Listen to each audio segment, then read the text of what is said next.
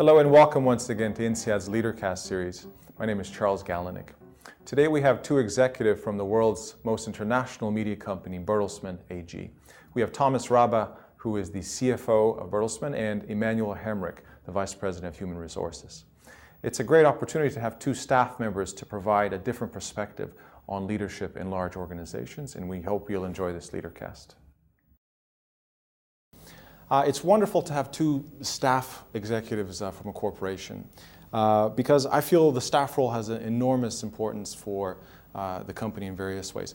And one of the issues we'll look at today is the alignment between the strategy and key aspects of what you manage, which is the capital, whether it's human capital or financial capital of the corporation. I want to start off with the CFO role.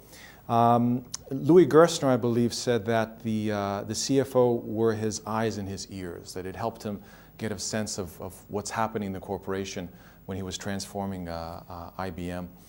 I was wondering if you could talk a little bit more about the evolution and the role of the CFO in a corporation like Bertelsmann. I think the one way it's often framed is that's a police force. It's somebody who's there to check the numbers and tell us if we're doing well or not, are we making objectives. But I imagine the role of the CFO has evolved beyond that. What are your thoughts on the role of the CFO? Yeah, well, thank you. Well, I agree with you. The role of the CFO is many-fold, and eyes and ears, I think, is important, and there's some policing, of course. I think that, looking at the various functions of a CFO, clearly there's the reporting, there's the integrity of the numbers, there's the aspect of transparency, there is treasury, there is taxation and tax optimization. All of this is important, I believe, and it's a basis for a CFO to be able to play an active role. But in addition to that, I'm deeply convinced that the CFO is effectively the partner of the businesses, of the CEO and the divisional CEOs at Bertelsmann. I think it is essential for the CFO these days to understand the businesses, to be close to the businesses, to be able to explain these businesses, to be able to make a constructive contribution to these businesses, but also then to the outside world, whether it's rating agencies, investors, or others, be able to explain what these businesses are over and above the numbers and the quantitative aspects. Mm-hmm. How do you influence the alignment of the businesses to the overall strategy?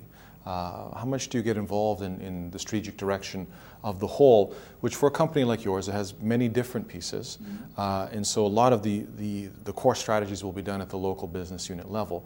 But yet, in order to create some semblance of an entire corporation moving forward, there is some overriding strategy. What's your role in strategy formation and pulling the different business units together? Yeah, specifically my role is more than the role of a CFO. I'm also responsible, for example, for human resources and other functions which I think are absolutely key in determining the strategy of the group.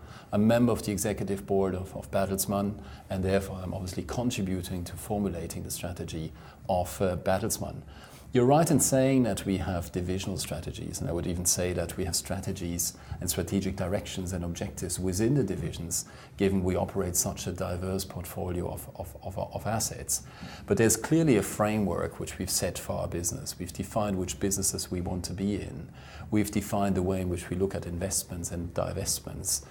We are having discussions on portfolio and portfolio adjustments, both on adding assets to the portfolio and divesting assets. We have a very clear view on our cost of capital and the returns which we expect all of the businesses to generate. So I would say there's a general framework which is important. There's a general strategic direction for the company, which is or has aspects of a conglomerate, but these are then obviously drilled down in the various businesses. And the role of the CFO clearly is to be an active part in formulating the strategy and making sure it's being implemented, and there the transparency and reporting, etc., becomes very important. Sure. The word synergies would probably come up, certainly it's come up strongly in the past in Bertelsmann's history. Mm-hmm. What about today? How much of an emphasis do you give to synergies within the company? The way we look at synergies is that we will generate synergies where people want to work together, and people work together because they're convinced that this adds to their business and the value of their business. I think it would be wrong for a company like Bertelsmann to impose synergies or impose cooperation between businesses. The few examples of this which I've seen in my career at Bertelsmann have all failed. You need these people to be convinced that working together makes sense and creates value. The role for Bertelsmann and for the executive board is to make sure and to effectively to provide the platforms so that the people and the managers from the various divisions get together and have an exchange of views, get to know each other, find it more easy to pick up the phone when they have a business idea which they would like to share with their colleague. So we want people to work together by conviction and not by imposing it. Excellent, by creating networks and exactly bridging people right. across. And the Bertelsmann University is a fantastic example for creating such networks and such a platform. Okay, speaking of Bertelsmann University, Emmanuel, before he took on the role of head of HR, was the head of the university. What are some ways in which you're crafting talent for the future in order to be aligned with the strategy? How does that link work between strategy and HR within Bertelsmann? I think a good idea was already mentioning the Bertelsmann University, because our key belief was always to bring together our best managers, so having them exchange their ideas and discuss the opportunities, the strategic opportunities. Because in a decentralized organization like Bertelsmann, the key really lies in enabling the key people in the organization running the businesses and having good ideas. And we can help them, bring them together, discuss and find ideas, and then support them in realizing these ideas. May it be with financials, may it be with knowledge, may it be with other meetings, bringing people together. In HR, in a decentralized organization that we are, I think the key really lies in identifying the right people already at the beginning. So we really have our USP in looking for entrepreneurial and creative talent. And we invest a lot of time in finding these people at business schools, but also in other places, by talking to them and bringing our executives to these schools, and then finding those people that would fit to Bertelsmann and would have an interest to unfold their entrepreneurial talent in this organization. So first of all, we need to identify them and attract them, bring them to the organization, and then offer tools like Bertelsmann University, but also like development programs. We have an interesting program where we bring young entrepreneurs to different companies within Bertelsmann and have them try out some of their ideas and building their network across the divisions.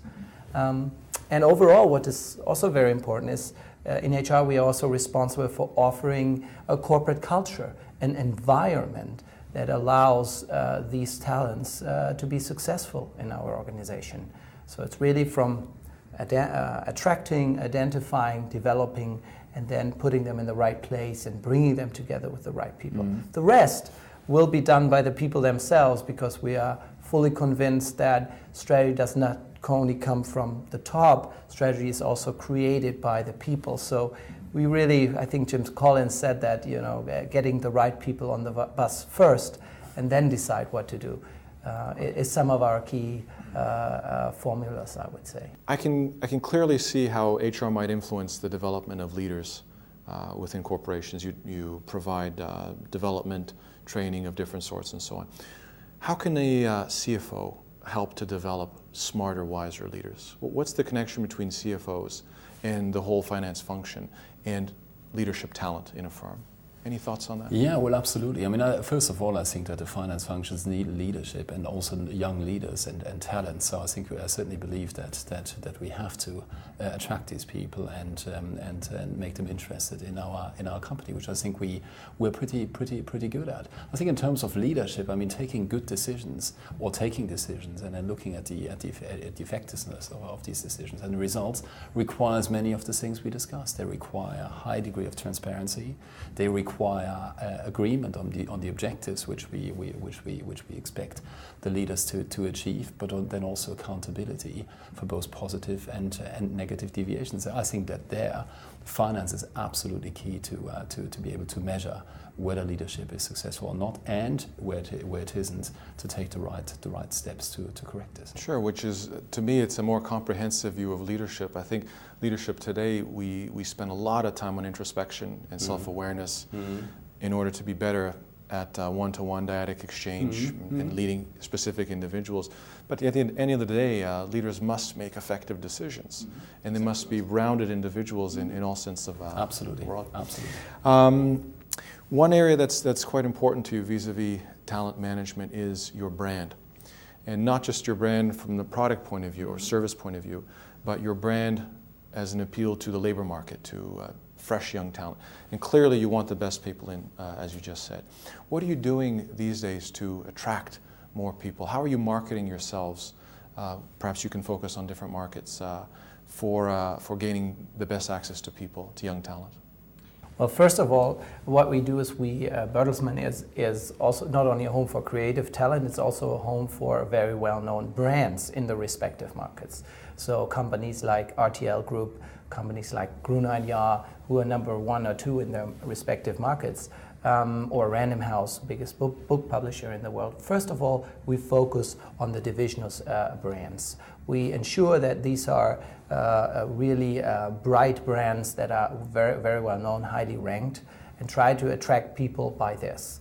Secondly, what we try to do is we make sure that our executives are visible, because we do not have a single approach to a career within Bertelsmann. There are many careers possible within Bertelsmann, and we try to show these ideas and exemplify these ideas by bringing our people to students, to business schools, but to other places as well, make them visible. And then there is Bertelsmann and the Bertelsmann corporate culture, and you mentioned our essentials, having a social responsibility, being entrepreneurial, being creative, things like that. These are really elements of our corporate culture of Bertelsmann, embracing the different brands. And we offer also specific programs and entry programs where we try to focus on that for people who have not decided yet if they want to go into the TV market, the service business, or the book business. But they're just good people, they're just entrepreneurial people. Try to attract them to this, offering them the world of Bertelsmann, and after a while they can decide where to go and be successful wherever they think they would fit best. Well, one of the things that I know you to be famous for is the foundation. And the foundation is very much attached to social responsibility type of work. Today, CSR is huge. Everybody is very attracted to this space. Has this helped you? Having this associated with the company, is this something that's helped you attract talent, young talent that says, look, I want to be part of a company that doesn't just sell a magazine, but it actually stands for something more in the world? Yeah, I would say it especially helps us in Germany and Europe, where the foundation is well known, to attract people, because more and more young people ask for responsibility, ask for a company that shows that the company is responsible for society, especially in a media company. This is very important. In some other places in the world, people do not know a lot about the Bertelsmann Foundation yet. We hope we can change that in the future. Yeah. But it's also a big asset once the people are in the company and they realize the Bertelsmann approach to responsibility, to people, to culture, and they start to get really proud of it. So the foundation also helps us to retain people, to stay in the organization. So it helps us in many ways. And having worked for the foundation my first 2 years in my Bertelsmann time, I think I know what I'm talking about. Yeah, I think the foundation, the fact that it was set up and it holds the majority of the Bertelsmann shares, is an expression of social responsibility. Because Reinhard Mohn, effectively the founder of what Bertelsmann is today, made this contribution of 76% of the share capital to a foundation which is independent from him and from the family. And the foundation today is considered to be one of the best, or if not the best, think tank in Germany. It is providing advice and analysis to improve the society in various aspects of the society. I think it's a very visible expression of our deep conviction that social responsibility is important. And the foundation, if I may say that, is really a foundation that is not a grant-giving institution. Absolutely not. It's an operating foundation. Exactly. With more than 300 people working for it. And management is key for the foundation, as it is for us. They're all based in Gütersloh, in your capital? Yes, I mean the head office of the foundation is in Gütersloh, and that's where we have approximately 300 people working. Plus, of course, externals who are helping the foundation on specific projects. How does it compare to other European-type foundations? Is it a formidable influence? Is it something that's quite visible? I think Thomas mentioned it when we talked about, they focus on specific projects being important to society, like demographics at the moment, or education, big issues. And they're very well known in Germany, although they try not to have a political influence in the sense of supporting one party, like you have it, for example, in other places in the world, like in the US. But they rather try to help to bring management to public organizations, to knowledge, to universities, and try to dig out interesting things and make them understandable to the society and say, what can we do? Offer projects, offer solutions. Absolutely. Which is the old idea of Reinhard Mohn, why he started the foundation, and saying there must be a solution. If we don't have it, we can go around the world and find the best solution and bring it back and start a project here. Demographic trends look to be going against us in Europe in particular, and this is a major market for you. Whereas in the past it looked like a pyramid, in the future we're not exactly sure what it'll look like, but certainly there'll be a lot more older people.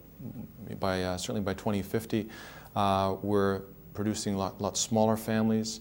The birth rate in many European countries is below 2. So without new immigration, for example, we're going to be seeing diminishing populations in some countries. What are your thoughts on that? There will be a tougher competition for talent in the market. And I think what I mentioned before, by really showing what the USP of Bertelsmann is, we try to be strong in this market and to attract and get the best talent with various programs. Also, we try to retain people in a better way by offering better opportunities, having a better exchange internally.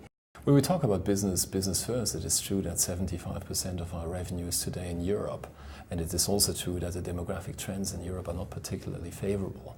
And these are trends which are not easy to reverse, as we all know. So we know, and there are very detailed models on this, what the demographics and the age structure of the population will look like in 20 to 30 years. This has a number of implications. If I look at our business generally in our portfolio, I would say that we would have to take this into account in making investment decisions and choosing the right regions where to invest. And that is one of the reasons why Bertelsmann will put a stronger emphasis on the US and Asia going forward. In terms of risks and opportunities resulting from demographics, I think that is something which we need to think about more. What does it mean for television, which today is more geared towards younger age groups, which are attractive for advertising, for TV advertising? What does it mean for our magazine business? What does it mean for our books? I think that there are plenty of opportunities for us there, but I think we'll have to think hard about what the future needs and demands of older people in our society will be. Wonderful. Thank you very much for coming here, Thomas and Emmanuel from Bertelsmann. Thank you very much. Thank you. Thank you. Thanks. Thanks, Charlie.